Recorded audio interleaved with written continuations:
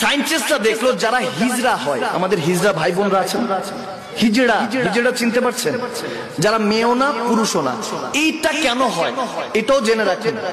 গবেষণায় সায়েন্টিস্টরা দেখছে, গবেষণা করে, যে হিজড়ার কাছে ডাবল এক্স ওয়াই হয়।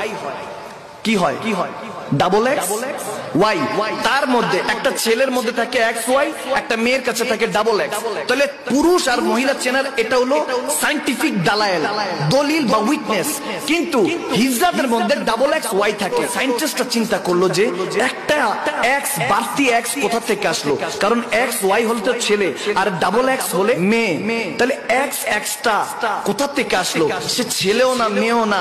কিন্তু আমার নবী, দয়াল নবী রাহমাতুল্লিল আলামিন বলেছেন, যখন মা বোনদের 3 দিন 5 দিন 7 দিন তারা অপবিত্র অবস্থায় থাকে, হায়েজ নেফাস হয়, ওই অবস্থায় স্বামীদেরকে হুকুম দিয়েছে তোমরা মিলন মিশা অর্থাৎ সহবাস মিলন করো না। কারণ সেই সময় যখন করো, ওয়াসওয়াসিসিল খন্নাস, তোমার মধ্যে যে শয়তান, একটা খন্নাস নামের খবিশ শয়তান আছে, সে সামনে চলে আসে।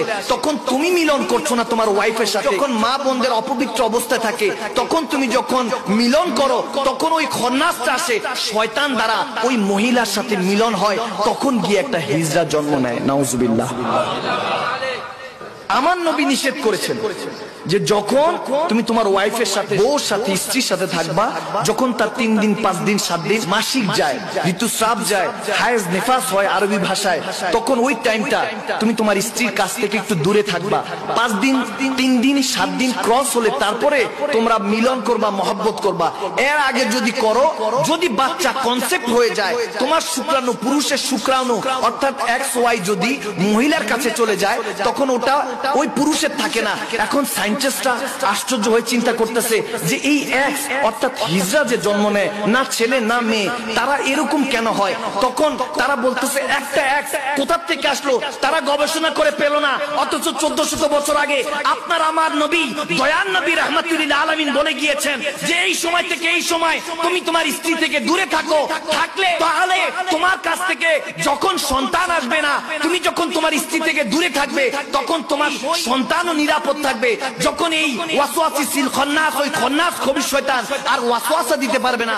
ওই পবিত্র মুহূর্তে যখন থাকবা, যখন তোমার স্ত্রী পবিত্র মুহূর্তে আসছে, যখন তোমার স্ত্রীর নামাজ এখন হবে, রোজা হবে, কারণ অপবিত্র 3 দিন 5 দিন 7 দিন থাকলে ওই সময় নামাজও মাফ। আমার নবী বলছেন ওই সময় তুমি তোমার স্ত্রী থেকে দূরে থাকলে সন্তান ভালো আসবে। আর যদি ওই সময় ওই মাসিক অবস্থায়, ওই অবস্থায় তোমার স্ত্রীর কাছে থাকো, তাহলে তোমার কাছে ওই শয়তান আসবে। সায়েন্টিস্টরা তো পৌঁছাইতে পারলো না, কিন্তু ইসলাম, আমার রাসূল 1400 বছর আগে মদিনার অলিগলি